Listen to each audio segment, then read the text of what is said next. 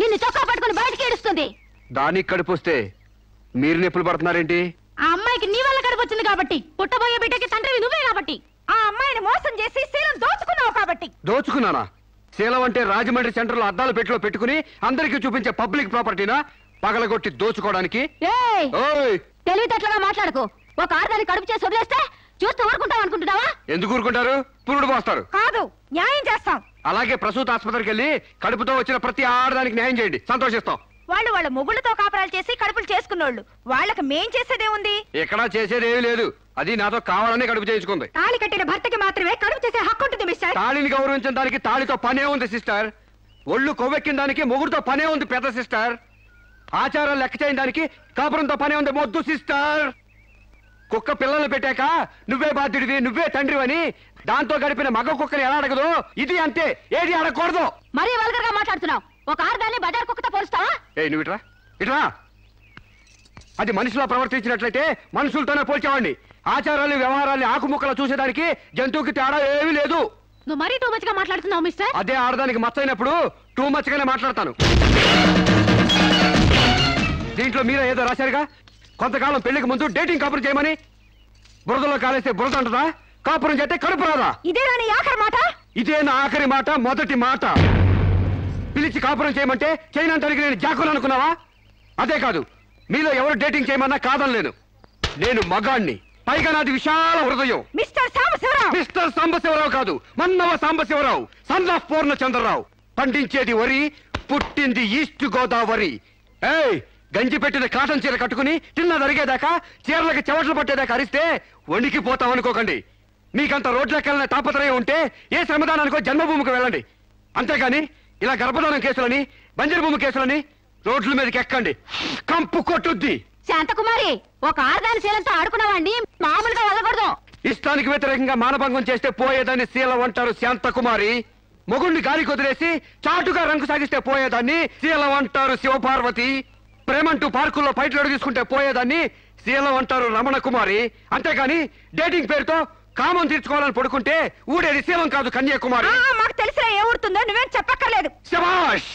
ముందు శీలం అంటే ఏంటో తెలుసుకుని, అది మీకుందో లేదో తెలుసుకుని, నన్ను అడిగే అర్హత మీకుందో లేదో తెలుసుకుని నా దగ్గర రండి.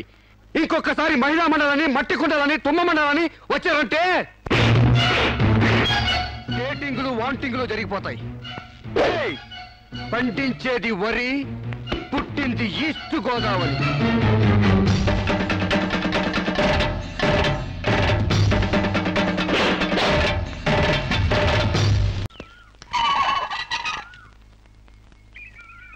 నేను జడ్జ్మెంట్ వాయిదా వేస్తున్నట్టు మీరు జర్నీని అర్జెంట్ చేస్తున్నారా?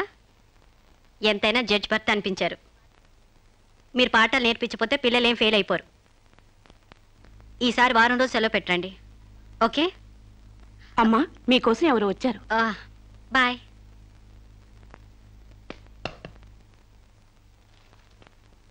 నమస్కారం అండి, నా పేరు సాంబశివరావు అండి.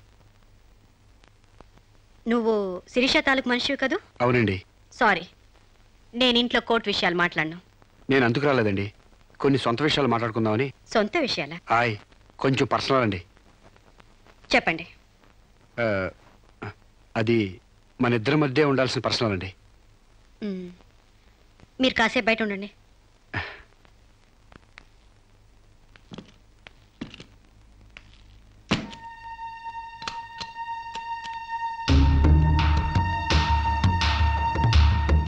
చాలా సీక్రెట్ కదండి, అందుకే తెలిపేశాను. చెప్పు. మీ వారు ఢిల్లీలో ఉంటారంట కదండి? అవును. అక్కడ మీ వారు లీడరో అంట కదండి?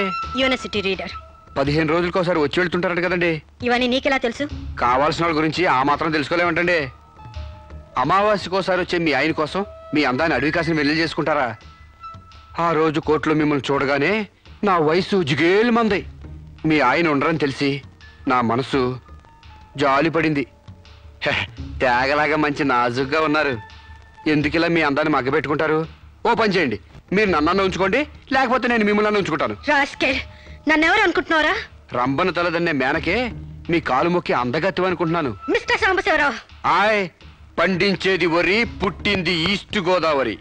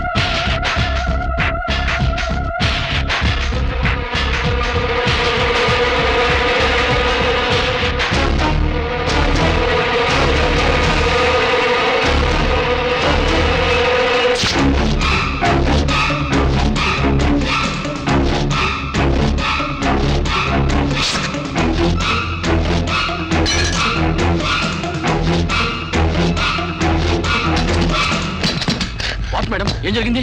అతను చాలా ఇండిసెంట్ గా ప్రవర్తించాడు. అసలు వీడిని లోపల ఎందుకు రానిచ్చారు మేడం? ముందు అతను హాస్పిటల్ తీసుకెళ్ళండి ప్లీజ్. Constables, call ambulance. ఆగండి.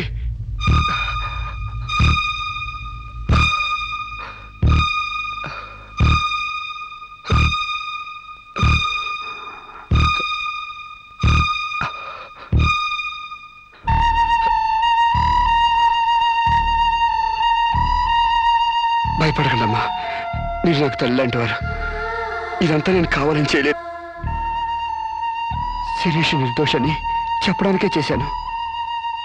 అవునమ్మా, శిరీష్ అమాయకురాలు. నా శిరీష్కి అనుకోలేకపోయినా ఆర్తనం ఉంది. మమకారాన్ని అర్థం చేసుకోలేకపోయినా మానవునికి విలువిస్తుంది.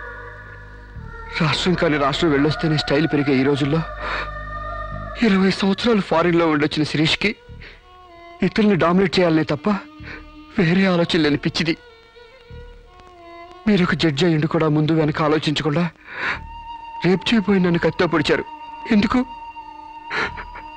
ఆడదానికి ఇష్టం లేకపోతే స్వయానా మన్మధుడే దిగొచ్చినా అంగీకరించదమ్మా.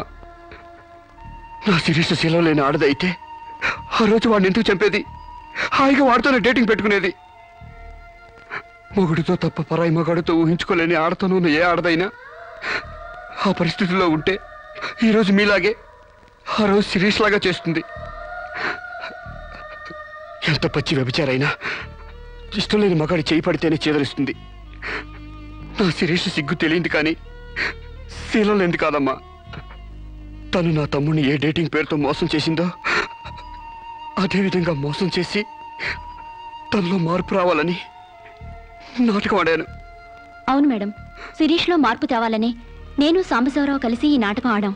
ఆమెలో మార్పు సాధించాం. కానీ లాస్ట్ మూమెంట్లో మర్డర్ కేసులో ఇరుక్కుంది.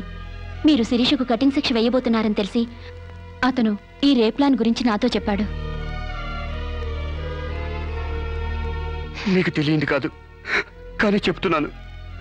రేపుకు ఉరిశిక్ష వేయాలని చట్టాల మార్పు కోసం ప్రయత్నాలు జరుగుతున్న ఈ రోజుల్లో రేపిస్ని చంపటం కనీసం చిన్న నేరం కూడా కాదని నా నమ్మకం. దయచేసి నా శిరీష్ని కాపాడండి. నా శిరీష్ని కాపాడు.